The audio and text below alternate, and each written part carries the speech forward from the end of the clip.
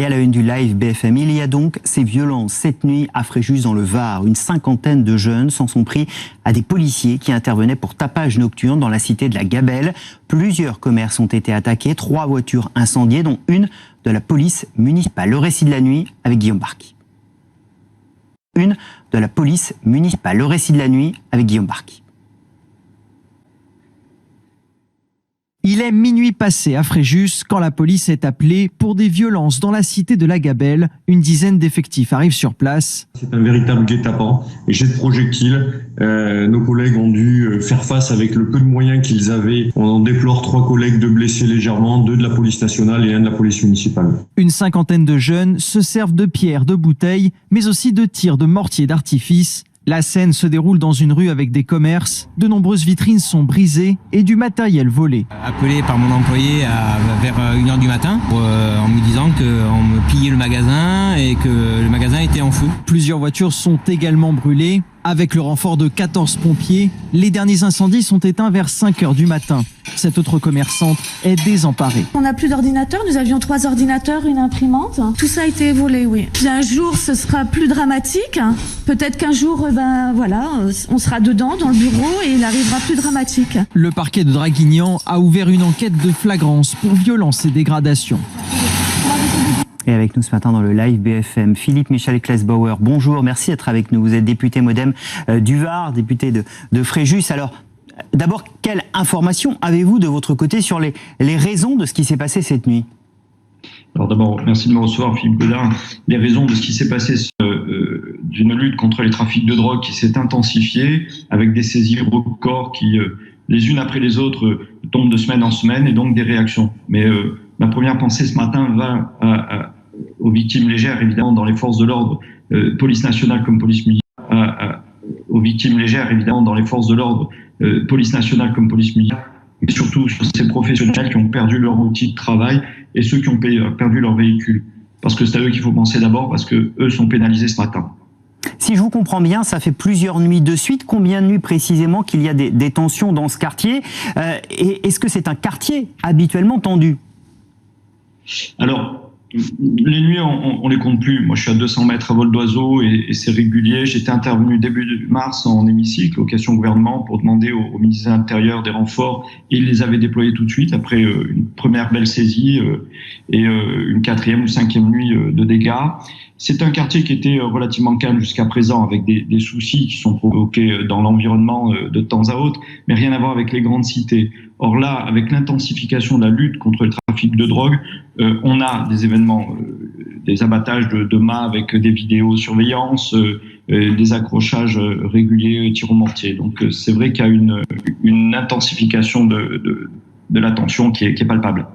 Vous restez avec nous, je me tourne un instant vers Dominique Rizet, notre consultant police justice qui est avec nous. Dominique, malheureusement ce que nous raconte Philippe Michel Klesbauer, ça nous rappelle des événements qui se produisent dans beaucoup d'autres quartiers qu'on relate souvent le week-end parce que c'est peut-être là où il y a le plus de latence finalement le vendredi, le samedi soir, de ces petits trafics de drogue qu'on harcèle et de cet emballement qui se joue certaines nuits. Bien sûr, et pas seulement le week-end maintenant, Philippe, parce que ça déborde même sur la semaine ou sur la fin de semaine. Ça démarre le jeudi, vendredi, le week-end ça monte en puissance parce que les gens ne sont pas au travail, en tout cas pour certains jeunes ou ceux qui travaillent en tout cas ils sont là.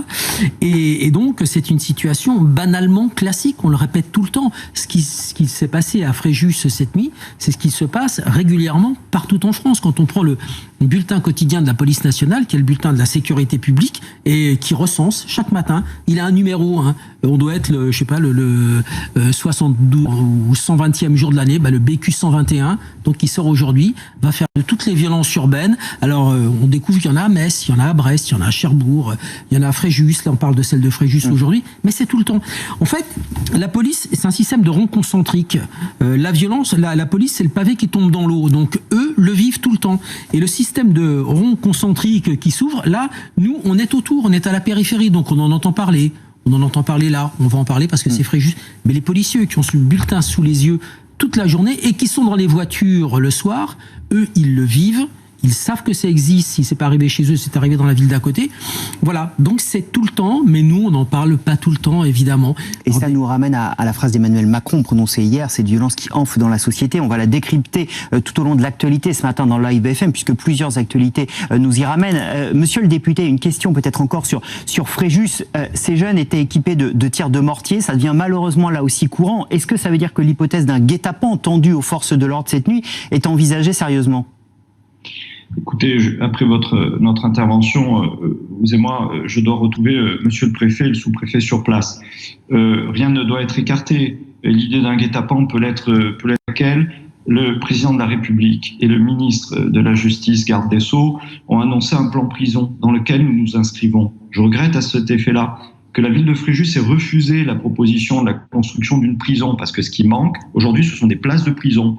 Cette prison va se faire dans une commune voisine, avec toutes les difficultés qu'il y a à trouver tout de suite un autre terrain pour la faire. Mais nous sommes dans la priorité. Une prison sera construite dans les 18 mois qui viendront. Ça fait partie des priorités que le garde des Sceaux a annoncées.